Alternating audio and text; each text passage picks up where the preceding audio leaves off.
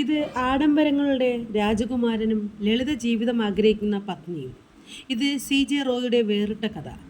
ഇന്ത്യയിൽ വിരലിൽ എണ്ണാവുന്നവർക്ക് മാത്രം സ്വന്തമായുള്ള ബുഗാട്ടി, കൂടാതെ റോൾസ് റോയ്സ്, ഫെരാരി, ലംബോർഗിനി തുടങ്ങിയ 25ലധികം അതിവിശിഷ്ടമായ കാറുകളുടെ ശേഖരം.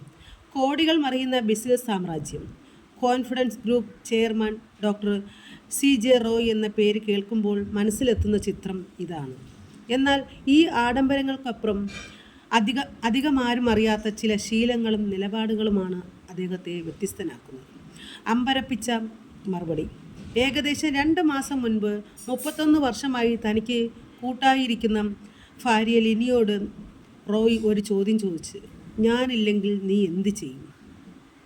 കോടീശ്വരനായ ഭർത്താവിൻ്റെ വിയോഗത്തിന് ശേഷം ബിസിനസ് നോക്കി നടത്തുന്നതിനെക്കുറിച്ചോ സ്വത്തുക്കൾ കൈകാര്യം ചെയ്യുന്നതിനെക്കുറിച്ചോ ഉള്ള മറുപടിയാകും അദ്ദേഹം പ്രതീക്ഷിച്ചത്.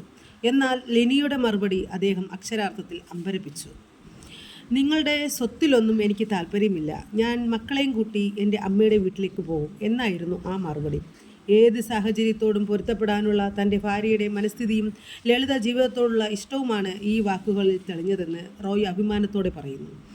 രോഹിത്, റിയ എന്നീ 2 മക്കളടങ്ങുന്ന കുടുംബമാണ് ഇവരുടേത്. ലിനി വെറും ഒരു വീട്ടമ്മയല്ല. കോൺഫിഡൻറ്റ് ഗ്രൂപ്പിൻ്റെ ക്രിയേറ്റീവ് വിഭാഗങ്ങളായ ഒരു കോൺഫിഡൻറ്റ് മൂവീസ്, മാഗസിൻസ് എന്നിവയുടെ പൂർണ്ണ ചുമതലയും വഹിക്കുന്നു.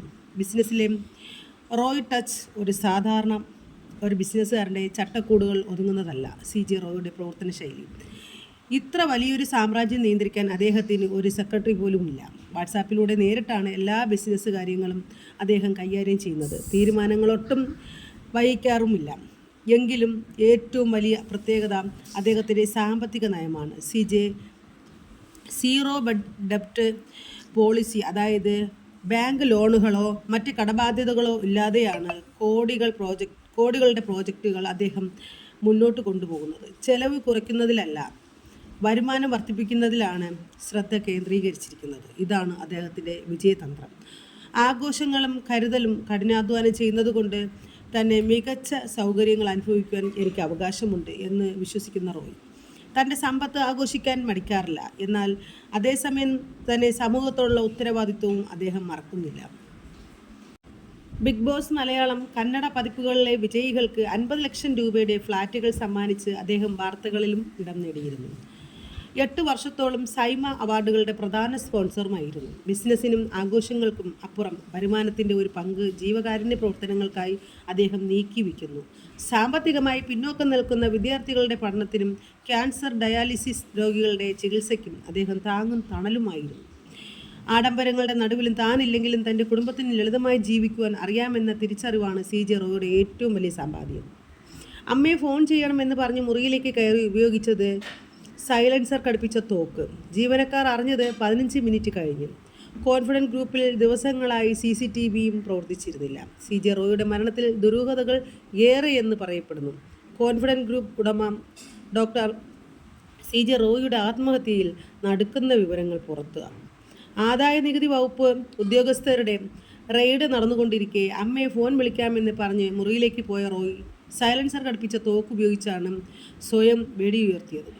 അതീവ സുരക്ഷയുള്ള ഓഫീസിനുള്ളിൽ വെടിയൊച്ച കേൾക്കാത്തതിനാൽ പുറത്തുണ്ടായിരുന്ന ജീവനക്കാരോ ഉദ്യോഗസ്ഥരോ മരണം പെട്ടെന്ന് അറിഞ്ഞിരുന്നില്ല. ഏകദേശം 15 മിനിറ്റുകൾക്ക് ശേഷമാണ് റോയ് രക്തത്തിൽ കുളിച്ച് കിടക്കുന്നത് ജീവനക്കാർ തന്നെ കാണുന്നത്.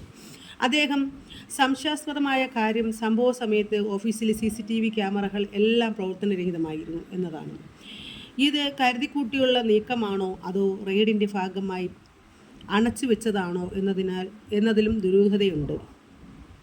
റിയൽ എസ്റ്റേറ്റ് മേഖലയിൽ വമ്പൻ സ്രാവുകളുമായി ബന്ധപ്പെട്ട കേസായതിനാലും ഉന്നതതല അന്വേഷണം അനിവാര്യമായതിനാലും കർണാടക സർക്കാർ കേസ് CIDയിലേക്ക് മാറിയിട്ടുണ്ട്. ആദായ നികുതി വകുപ്പ് അഡീഷണൽ കമ്മീഷണർ കൃഷ്ണപ്രസാദ് ആണ് റോയുടെ മരണത്തിന് ഉത്തരവാദിയെന്ന് കുടുംബം പരസ്യമായി ആരോപിച്ചു. 5 പേജുള്ള വിശദമായ പരാതിയാണ് confident group director CJ Babu പോലീസിന് നൽകിയത്. റോയ് മരിച്ചു കിടക്കുമ്പോഴും മാനുഷിക പരിഗണന പോലുമില്ലാതെ ഉദ്യോഗസ്ഥർ റെയ്ഡ് തുടർന്നുവെന്ന വെളിപ്പെടുത്തൽ ബിസിനസ് ലോകത്തെ ഞെട്ടിപ്പിച്ചു. റെയ്ഡിനിടെ ഉണ്ടായ കടുത്ത മാനസിക പീഡനമാണ് റോയിയെ ഇത്തരമൊരു കടുത്ത തീരുമാനത്തിലേക്ക് നയിച്ചതെന്നാണ് സഹോദരൻ്റെ മൊഴി. പരിശോധന നടത്തിയ ആദായ നികുതി ഉദ്യോഗസ്ഥരുടെ മൊഴി ഇന്ന് CID രേഖപ്പെടുത്തിയേക്കും. 1 മണിക്കൂർ നീണ്ട ചോദ്യം ചെയ്യലിനിടയിൽ റോയിയെ തളർത്തിയ ആ രഹസ്യം എന്തായിരുന്നുവെന്നാണ് അന്വേഷണ സംഘം പ്രധാനമായും പരിശോധിക്കുന്നത്. CCTV ദൃശ്യങ്ങളുടെ അഭാവത്തിൽ ശാസ്ത്രീയ തെളിവുകൾ ശേഖരിക്കാനാണ് CIDയുടെ നീക്കം.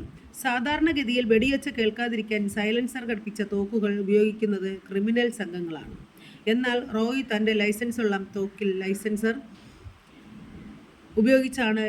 ഉപയോഗിച്ചത് എന്തിനാണെന്നും അത് മുൻകൂട്ടി പ്ലാൻ ചെയ്തതാണോ എന്നും അന്വേഷിക്കേണ്ടതുണ്ട്. ആത്മവിശ്വാസത്തിൻ്റെ ആൾരൂപമായിരുന്ന CJ റോയിയുടെ മടക്കം കർണാടകയിലെയും ഇത് ആഡംബരങ്ങളുടെ രാജകുമാരനും ലളിത ജീവിതം ആഗ്രഹിക്കുന്ന പത്നിയും. ഇത് CJ റോയിയുടെ വേറിട്ട കഥ. ഇന്ത്യയിൽ വിരലിൽ എണ്ണാവുന്നവർക്ക് മാത്രം സ്വന്തമായുള്ള ബുഗാട്ടി, കൂടാതെ റോൾസ് റോയ്സ്, ഫെരാരി, ലംബോർഗിനി തുടങ്ങിയ 25ലധികം അതിവിശിഷ്ടമായ കാറുകളുടെ ശേഖരം. കോടികൾ മറിയുന്ന ബിസിനസ് സാമ്രാജ്യം. Confidence group chairman doctor CJ Roy എന്ന പേര് കേൾക്കുമ്പോൾ മനസ്സിലെത്തുന്ന ചിത്രം ഇതാണ്. എന്നാൽ ഈ ആഡംബരങ്ങൾക്കപ്പുറം അധികമാരും അറിയാത്ത ചില ശീലങ്ങളും നിലപാടുകളുമാണ് അദ്ദേഹത്തെ വ്യത്യസ്തനാക്കുന്നത്. അമ്പരപ്പിച്ച മറുപടി. ഏകദേശം 2 മാസം മുൻപ് 31 വർഷമായി തനിക്ക് കൂട്ടായിരിക്കുന്ന ഭാര്യ ലിനിയോട് റോയ് ഒരു ചോദ്യം ചോദിച്ചു. ഞാനില്ലെങ്കിൽ നീ എന്ത് ചെയ്യും? കോടീശ്വരനായ ഭർത്താവിൻ്റെ വിയോഗത്തിന് ശേഷം ബിസിനസ് നോക്കി നടത്തുന്നതിനെക്കുറിച്ചോ സ്വത്തുക്കൾ കൈകാര്യം ചെയ്യുന്നതിനെക്കുറിച്ചോ ഉള്ള മറുപടിയാകും അദ്ദേഹം പ്രതീക്ഷിച്ചത്. എന്നാൽ ലിനിയുടെ മറുപടി അദ്ദേഹം അക്ഷരാർത്ഥത്തിൽ അമ്പരപ്പിച്ചു. നിങ്ങളുടെ സ്വത്തിലൊന്നും എനിക്ക് താല്പര്യമില്ല. ഞാൻ മക്കളെയും കൂട്ടി എൻ്റെ അമ്മയുടെ വീട്ടിലേക്ക് പോകും എന്നായിരുന്നു ആ മറുപടി.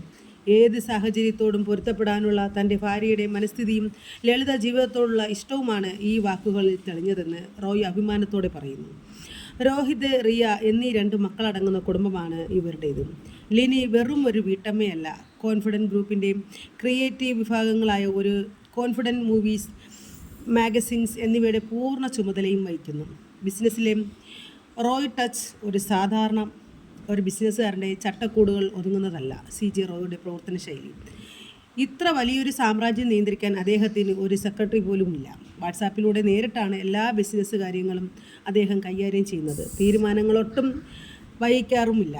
എങ്കിലും ഏറ്റവും വലിയ പ്രത്യേകത അദ്ദേഹത്തിൻ്റെ സാമ്പത്തിക നയമാണ്. CJ സീറോ ഡെപ്റ്റ് പോളിസി, അതായത് ബാങ്ക് ലോണുകളോ മറ്റ് കടബാധ്യതകളോ ഇല്ലാതെയാണ് കോടികളുടെ പ്രോജക്റ്റുകൾ അദ്ദേഹം മുന്നോട്ട് കൊണ്ടുപോകുന്നത്. ചെലവ് കുറയ്ക്കുന്നതിലല്ല, വരുമാനം വർദ്ധിപ്പിക്കുന്നതിലാണ് ശ്രദ്ധ കേന്ദ്രീകരിച്ചിരിക്കുന്നത്. ഇതാണ് അദ്ദേഹത്തിൻ്റെ വിജയതന്ത്രം. ആഘോഷങ്ങളും കരുതലും കഠിനാധ്വാനം ചെയ്യുന്നത് കൊണ്ട് തന്നെ മികച്ച സൗകര്യങ്ങൾ അനുഭവിക്കുവാൻ എനിക്ക് അവകാശമുണ്ട് എന്ന് വിശ്വസിക്കുന്ന റോയ് തൻ്റെ സമ്പത്ത് ആഘോഷിക്കാൻ മടിക്കാറില്ല. എന്നാൽ അതേസമയം തന്നെ സമൂഹത്തോടുള്ള ഉത്തരവാദിത്വവും അദ്ദേഹം മറക്കുന്നില്ല. ബിഗ് ബോസ് മലയാളം, കന്നഡ പതിപ്പുകളിലെ വിജയികൾക്ക് 50 ലക്ഷം രൂപയുടെ ഫ്ലാറ്റുകൾ സമ്മാനിച്ച് അദ്ദേഹം വാർത്തകളിലും ഇടം നേടിയിരുന്നു. 8 വർഷത്തോളം സൈമ അവാർഡുകളുടെ പ്രധാന സ്പോൺസറുമായിരുന്നു. ബിസിനസ്സിനും ആഘോഷങ്ങൾക്കും അപ്പുറം വരുമാനത്തിൻ്റെ ഒരു പങ്ക് ജീവകാരുണ്യ പ്രവർത്തനങ്ങൾക്കായി അദ്ദേഹം നീക്കിവെക്കുന്നു. സാമ്പത്തികമായി പിന്നോക്കം നിൽക്കുന്ന വിദ്യാർത്ഥികളുടെ പഠനത്തിനും ക്യാൻസർ, ഡയാലിസിസ് രോഗികളുടെ ചികിത്സയ്ക്കും അദ്ദേഹം താങ്ങും തണലുമായിരുന്നു. ആഡംബരങ്ങളുടെ നടുവിലും താനില്ലെങ്കിലും തൻ്റെ കുടുംബത്തിന് ലളിതമായി ജീവിക്കുവാൻ അറിയാമെന്ന തിരിച്ചറിവാണ് CJ റോയുടെ ഏറ്റവും വലിയ സമ്പാദ്യം. അമ്മയെ ഫോൺ ചെയ്യണമെന്ന് പറഞ്ഞ് മുറിയിലേക്ക് കയറി ഉപയോഗിച്ചത് സൈലൻസർ ഘടിപ്പിച്ച തോക്ക്. ജീവനക്കാർ അറിഞ്ഞത് 15 മിനിറ്റ് കഴിഞ്ഞു. കോൺഫിഡൻറ്റ് ഗ്രൂപ്പിൽ ദിവസങ്ങളായി CCTVയും പ്രവർത്തിച്ചിരുന്നില്ല. CJ റോയുടെ മരണത്തിൽ ദുരൂഹതകൾ ഏറെയെന്ന് പറയപ്പെടുന്നു. കോൺഫിഡൻറ്റ് ഗ്രൂപ്പ് ഉടമ ഡോക്ടർ CJ റോയുടെ ആത്മഹത്യയിൽ നടുക്കുന്ന വിവരങ്ങൾ പുറത്തു.